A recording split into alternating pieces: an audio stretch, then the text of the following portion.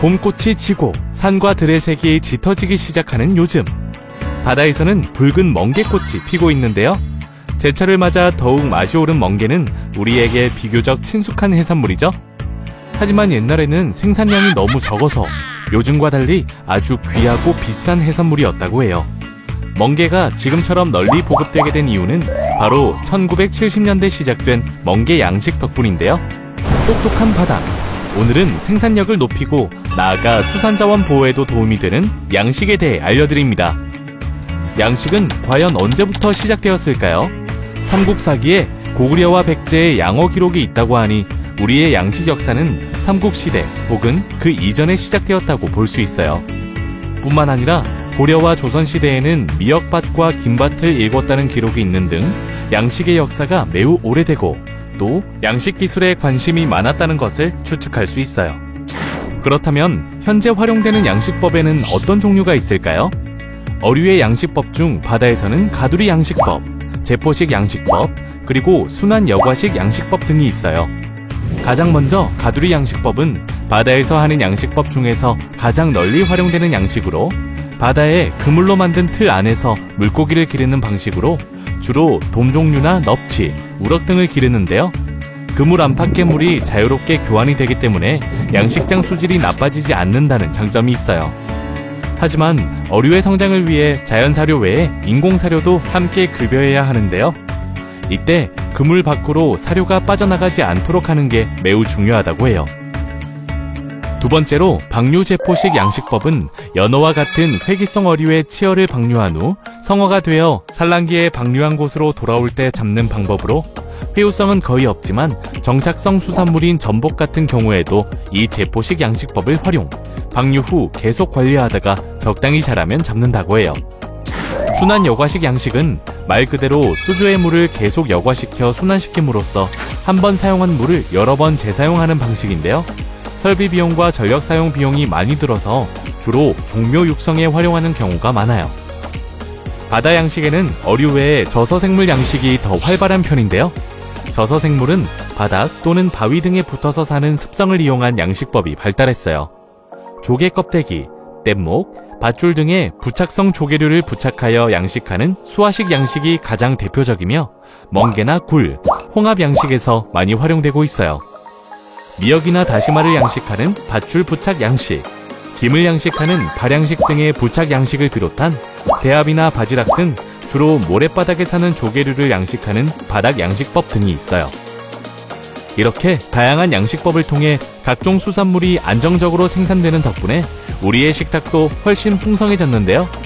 실제로 우리나라 전체 수산물 생산량의 절반 이상이 양식에서 나올 정도로 양식 산업은 어촌 경제를 지탱하는 버팀목 역할을 하고 있어요. 이에 우리나라는 양식업의 발전을 위해 많은 노력을 기울이고 있는데요. 먼저 IT 강국의 이점을 살려 스마트 기술을 양식업에 접목한 스마트 양식이 있어요.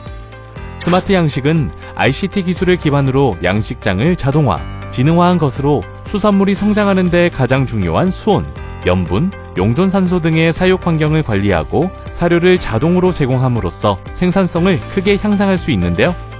해양수산물은 수산양식의 ICT 기술을 접목, 사육 환경을 실시간으로 모니터링하며 축적한 데이터를 바탕으로 인공지능을 활용한 최적의 양식을 수행할 수 있는 아쿠아팜 4.0 기술 개발을 추진하고 있어요. 해수부는 이를 통해 2030년까지 생산 원가의 50%를 절감하고 양식 산업을 고부가 가치 친환경 산업으로 탈바꿈시킬 거라고 하니 기대해봐도 좋겠죠? 우리나라는 스마트 양식과 함께 친환경 양식에도 많은 노력을 기울이고 있는데요.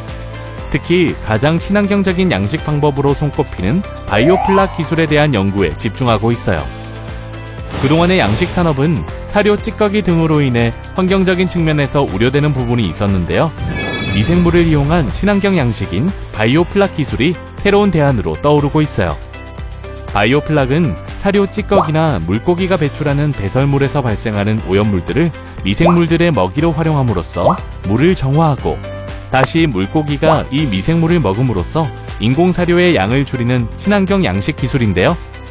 환경오염을 방지할 뿐만 아니라 생산성을 높여주고 항생제 등을 사용하지 않아 건강한 물고기를 기를 수 있다고 해요. 바이오플락 양식이 활발해지면 물고기뿐만이 아니라 우리의 식탁도 지금보다 훨씬 건강해지겠죠? 또한 바이오플락 양식은 물고기의 배설물이 쌓이지 않기 때문에 다른 양식법에 비해 물갈이도 거의 필요하지 않고 수질 관리도 편해서 일반적인 양식과 달리 바다가 없는 곳에서도 양식이 가능한데요. 실제로 우리나라는 바이오플락 기술을 이용해서 2017년 아프리카 사하라 사막에서 새우 양식에 성공하기도 했어요. 사막에 새우 양식 시설을 세운 것은 세계 최초라고 하는데요. 물 한 방울 나오지 않는 사막에서 새우 양식이라니, 우리나라의 양식 기술 정말 대단합니다. 스마트 양식, 바이오플락 양식에 이어 우리나라는 미래를 위한 또 다른 양식법 개발이 한창인데요. 바로 물고기와 채소를 동시에 키우는 바이오플락 아쿠아포닉스 기술이에요. 국립수산과학원에서 작년 11월에 개발한 이 기술은 물고기 양식에 사용한 물로 무농약 채소를 키우고 정화한 물을 다시 양식에 활용한다고 하는데요. 이번에 개발한 바이오플락 아쿠아포닉스 시스템을 통해 메기와 청상추를 함께 키워봤는데 메기는 30% 이상, 청상추는 2배 이상 빠르게 성장했다고 하니 생산성까지 합격!